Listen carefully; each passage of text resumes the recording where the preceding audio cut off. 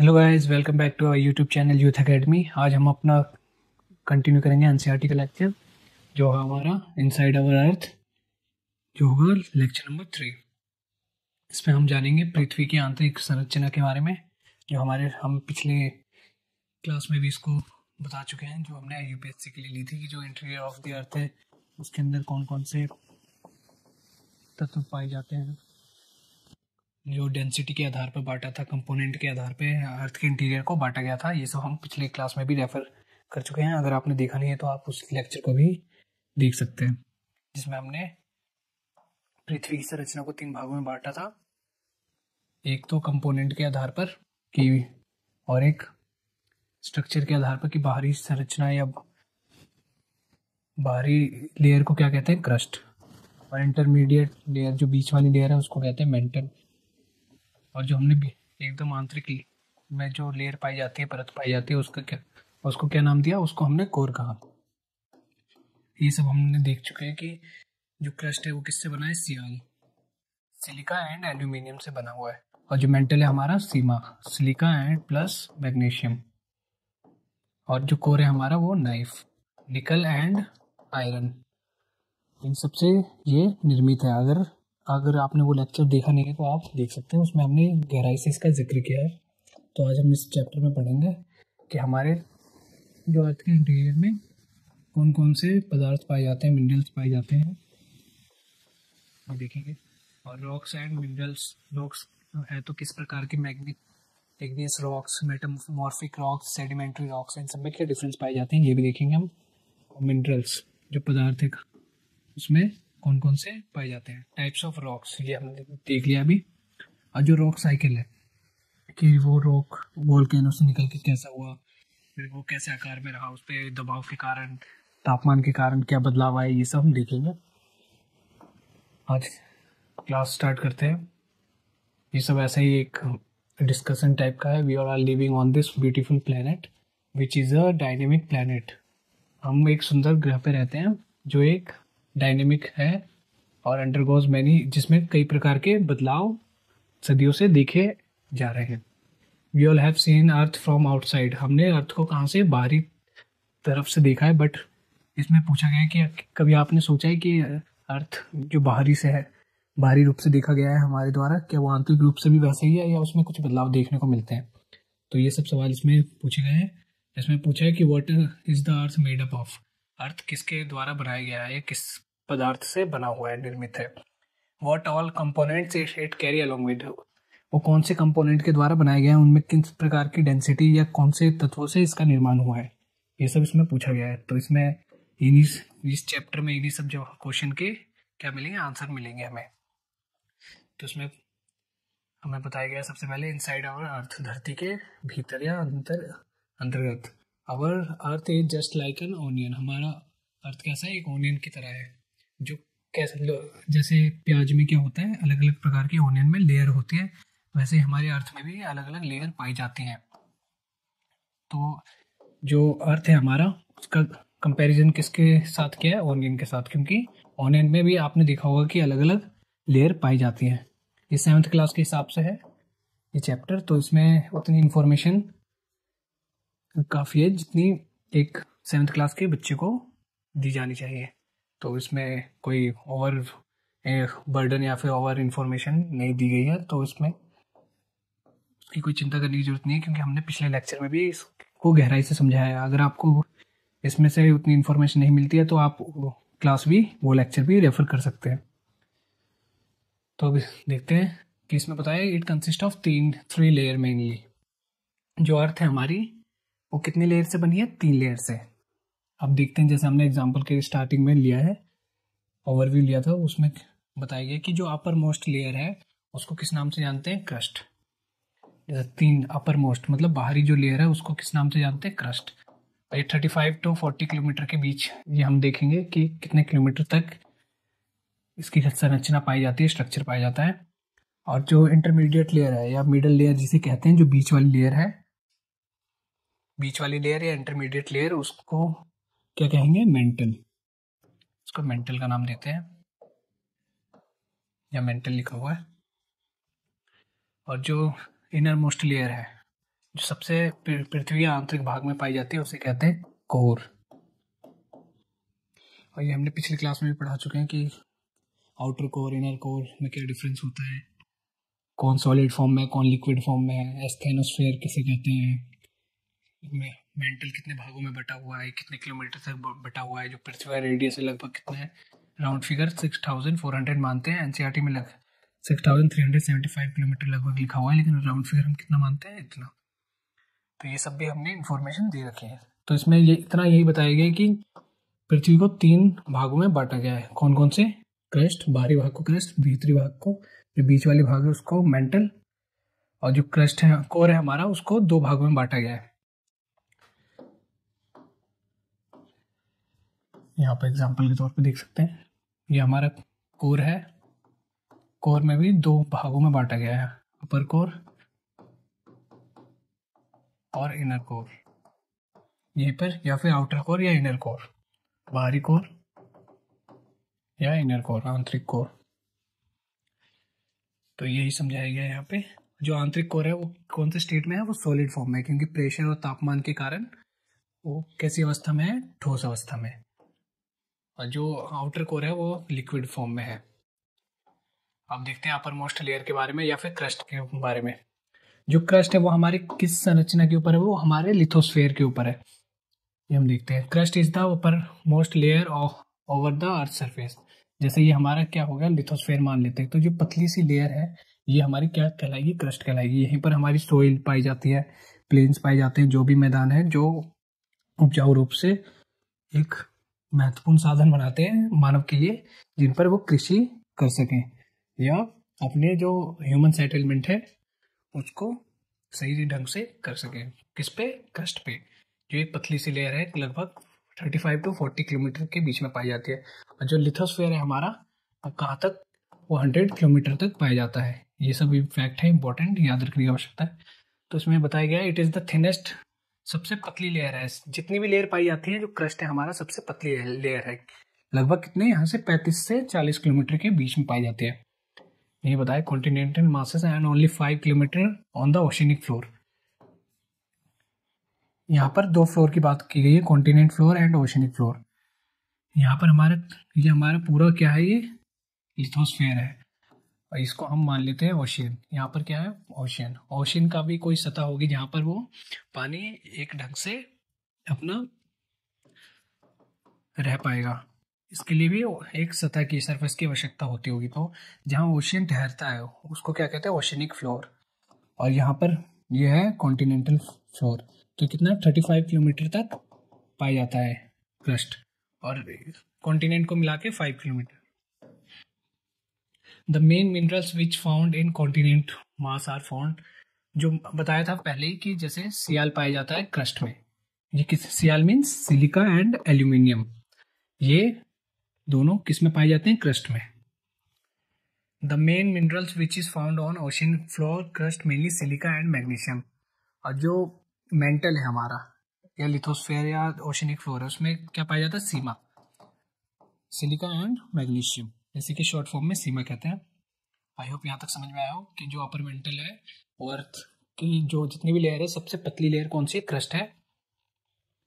कितने किलोमीटर तक? ये सब पूरा समझा चुके हैं, आप देख सकते हैं। ये समझाया गया। ये हमारी ओशियनिक फ्लोर है, ओशियनिक फ्लोर है, और ये हमारा क्या है? Continental floor. अब मिडल लेयर यानी मेंटल। अब देखते हैं मेंटल कहाँ पाया जाता है? Just beneath the crust is mental. जैसे हमारा ये अर्थ का इंटीरियर मान लेते हैं, ये हमारी क्रस्ट हो गई, ये पतली सी क्रस्ट मान लेते हैं, ये हमारा लिथोस्फेयर 100 किलोमीटर तक, और यहाँ तक ये हमारा हो जाएगा मेंटल। मेंटल में भी 2 भाग बांटे गए हैं। ये हमने पूरा जो सोर्स है हमारा, सोर्स ऑफ जो भी हमारे पृथ्वी की आंतरिक संरचना में पदार्थ पाए जाते हैं, ये हमने पिछले क्लास में पूरा ओवरव्यू करवा चुके हैं। अभी बस ऐसे एग्जांपल के तौर पे देख लेते हैं। यहाँ पे 700 किलोमीटर तक मेंटल पाया जाता है। इसमें अपर मेंटल, जिसे एस्थेनोस्फेयर के नाम से जाना जाता है, उसमें बांटा गया है, जो लिक्विड फॉर्म में है। और एस्थेनोस्फेयर कैसे? सेमी सॉलिड फॉर्म में है, ये भी देख सकते हैं। तो ये बताया गया है यहाँ पे कितना, जो पूरा मेंटल है वो 2900 किलोमीटर तक है, और जो 700 किलोमीटर तक है वो सिर्फ एस्थेनोस्फेयर है। इसको हम यहाँ पे 2900 मीटर कर देते हैं, यहाँ 700। According to the volume of the earth 85% of the, जो इसमें वॉल्यूम है जितनी भी अर्थ की, या फिर जितना भी एरिया मान लें जो अर्थ का, वो किससे बना है, मेंटल से बना है। 84% किससे बना है, सिर्फ मेंटल से बना है। और जिसके ऊपरी भाग को एस्थेनोस्फेयर कहते हैं मेंटल के, जो किस फॉर्म में, सेमी सॉलिड फॉर्म में है। और ये कितने 2900 किलोमीटर तक की गहराई तक मेंटल को देखा जा सकता है, जो पृथ्वी की बीच वाली सतह को या लेयर को कहते हैं। अब इनरमोस्ट लेयर या फिर कोर, जो सब पृथ्वी के 3 लेयर थे उसमें से सबसे आंतरिक लेयर कौन सी थी, कोर थी, जो लगभग 3500 किलोमीटर तक की त्रिज्या, रेडियस है इसकी। ये सब पॉइंट याद रखने के हिसाब के लिए है, एग्जाम पॉइंट ऑफ व्यू से इतने इंपॉर्टेंट नहीं है, बट 7th के एग्जाम के लिए इंपॉर्टेंट है। और जो हमारा कोर है वो किससे बना है, नाइफ, निकल एंड आयरन से, Fe means iron. Centre core has very high temperature, जो जैसे हमने बताया कि जो पृथ्वी का केंद्र है वो एकदम किसमें है, उसका तापमान एकदम अधिक है, सबसे अधिक, लगभग 6000 डिग्री, और प्रेशर भी सबसे ज्यादा अधिक है। इसके कारण ये किसमें, जो इनर कोर है हमारा, वो सॉलिड फॉर्म में पाया जाता है।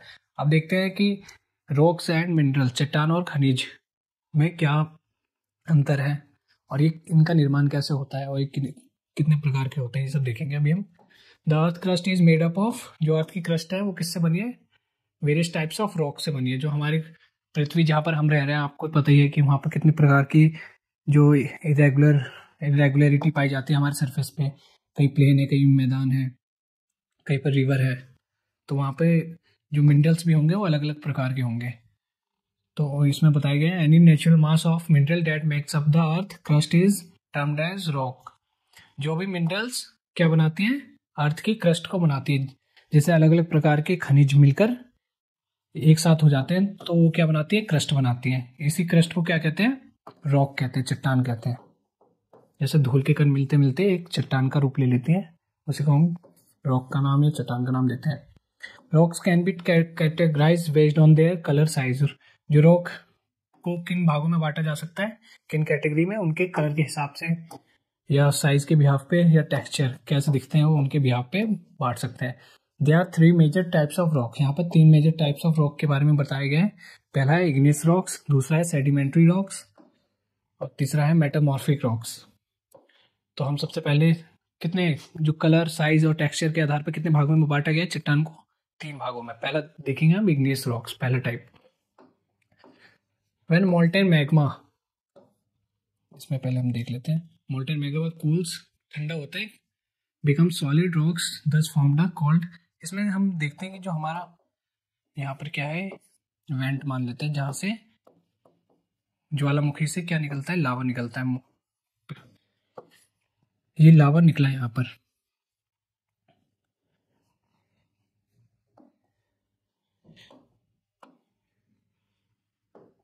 जो ये लावा है,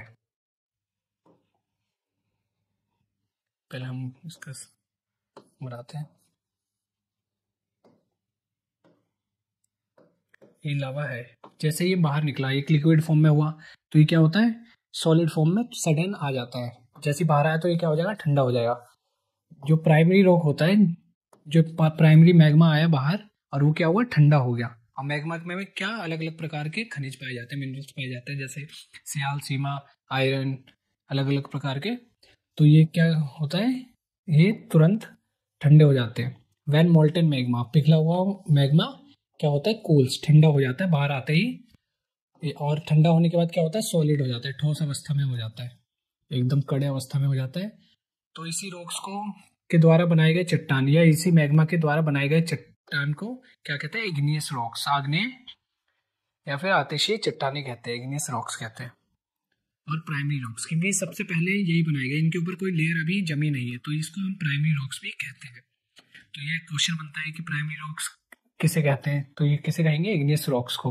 और इसका निर्माण कैसे होता है, जो भी हम ज्वालामुखी के से मोल्टेन मैग्मा निकलता है, पिघला हुआ लावा निकलता है, और वो बाहर आने के बाद क्या होता है, कूल होता है, मतलब ठंडा हो जाता है, और ठंडे होने के बाद वो क्या सॉलिड ठोस अवस्था का रूप ले लेता है। इसी को हम क्या कहते हैं, इग्नियस रॉक कहते हैं। अब देखते हैं, there are two types of igneous rocks, intrusive igneous rocks and extrusive igneous rocks. अब देखते हैं इंट्रूसिव और एक्सट्रूसिव से हमारा क्या तात्पर्य है, कि जो ज्वालामुखी के अंदर ही क्या होता है, कोई कोई रॉक्स ठंडे हो जाते हैं। पहले देख लेते हैं यहाँ पर। Extrusive means the molten lava which coming out of the volcano. जो वॉल्केनो है, ये हमने वॉल्केनो बना दिया, इवेंट हो गया, जहां से लावा निकलता है उसे क्या कहते हैं, वेंट कहते हैं। यहां से निकला, निकलने के बाद क्या हुआ, coming out of volcano from the interior, पृथ्वी के आंतरिक भाग से निकला और कहां पर, सरफेस पे, सतह पे आया, और क्या हुआ, जल्दी से ठंडा होके क्या हुआ, सॉलिड रूप ले लिया। इग्नियस रॉक में ही जो बाहर की तरफ जो पृथ्वी की संरचना के बाहर जो भी रॉक आया वेंट के द्वारा सतह पर आया और ठंडा होके क्या हुआ, ठोस अवस्था ले ली, उसी रॉक्स को क्या कहते हैं, एक्सट्रूसिव, क्योंकि वो बाहर आया है पृथ्वी की आंतरिक संरचना से। कैसे, कहाँ आया है लावा, बाहर आया, बाहर होके ठंडा होके सॉलिड रूप ले लिया है, उसी को कहेंगे एक्सट्रूसिव। एक्सट्रूसिव मीन्स एक्सटर्नल, बाहरी रूप से, इसलिए यहाँ पे एक्सट्रूसिव वर्ड यूज किया गया है। इसी को हम क्या कहते हैं, एक्सट्रूसिव रॉक्स। अब देखते हैं, जो क्रस्ट बनी, जो भी पृथ्वी की बाहरी सतह बनी, उसी को हम एक्सट्रूसिव रॉक कहते हैं। अब देखते हैं, extrusive igneous rocks have a very fine grand structure for basalt. जो हमारे डेक्कन प्लेटी और दक्षिणी पठार है, वो किससे बना है, बेसाल्टिक रॉक से। जो ये रॉक बनी, इसको हम बेसाल्ट का भी नाम देते हैं। जो क्या, जो इसका एक एग्जांपल है Deccan प्लेटियो।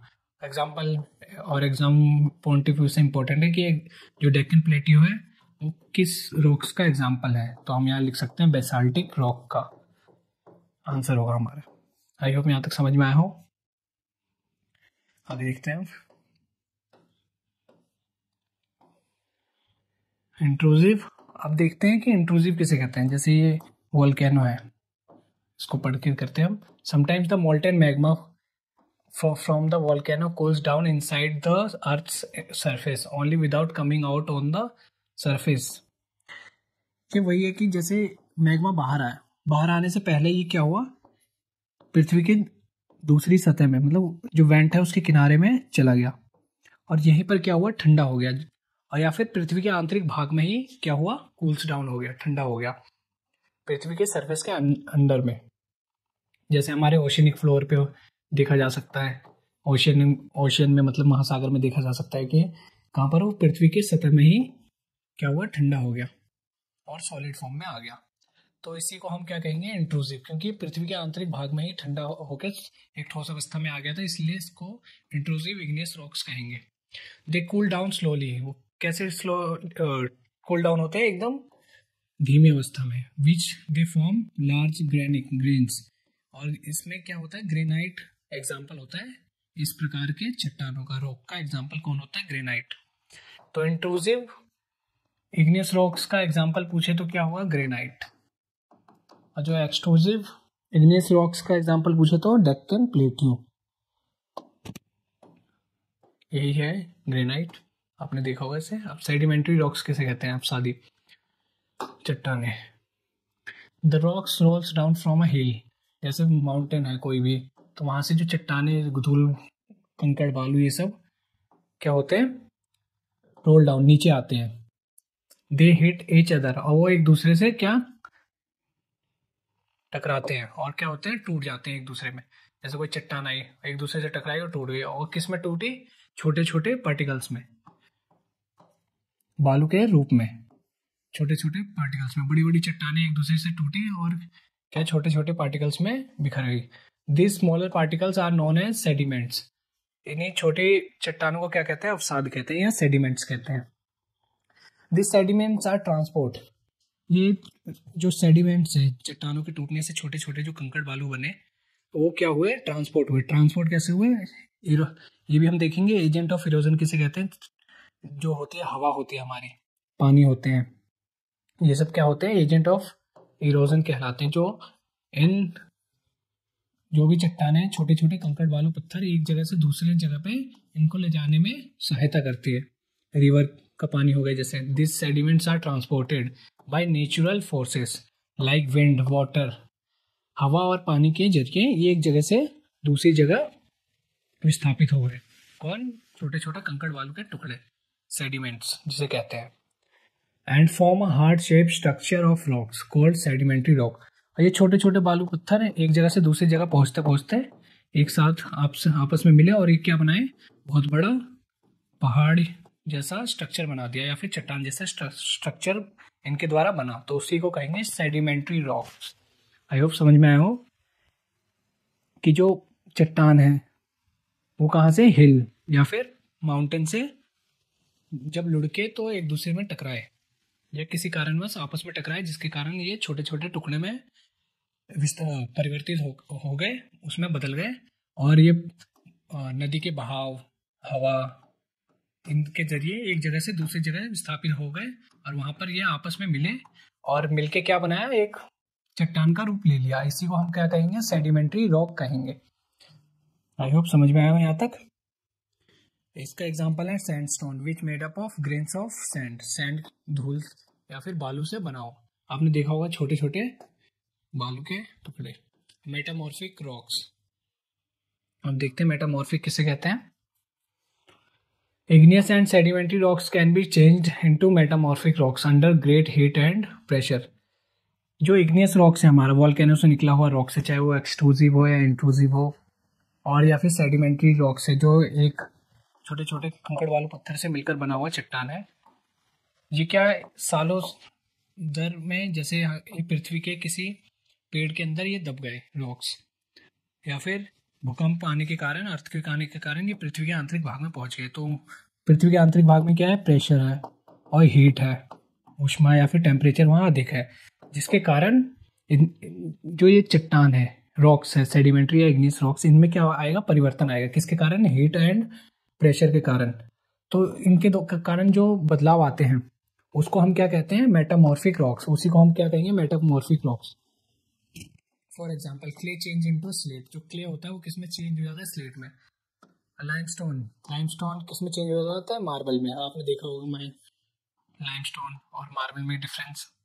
This rocks later are used for construction. यही जो रॉक्स होते हैं मेटामॉर्फिक रॉक्स, वो कंस्ट्रक्शन में, किसी संरचना में, इमारत में बनाने में सहायता करती है, जैसे रोड्स, हाउसेस, बिल्डिंग, ये सब सहायता करते हैं। Rocks of cycle, one type of rock change into another. इसमें रॉक साइकिल के बारे में बताया गया है कि एक प्रकार की जो रॉक है वो किस में चेंज हो जाती है, दूसरे प्रकार की रॉक में, कंडीशन के हिसाब से। आप देखते हैं this process transformation rocks from one and other is not. Rock cycle किसे कहते हैं, बदलाव को। किसके बदलाव को, ट्रांसफॉर्मेशन ऑफ द रॉक्स। किसके ट्रांसफॉर्मेशन को, रॉक्स की, एक अवस्था से दूसरे अवस्था में, इसी को कहेंगे रॉक साइकिल। अभी देखेंगे हम रॉक साइकिल स्ट्रक्चर, तब समझेंगे हम।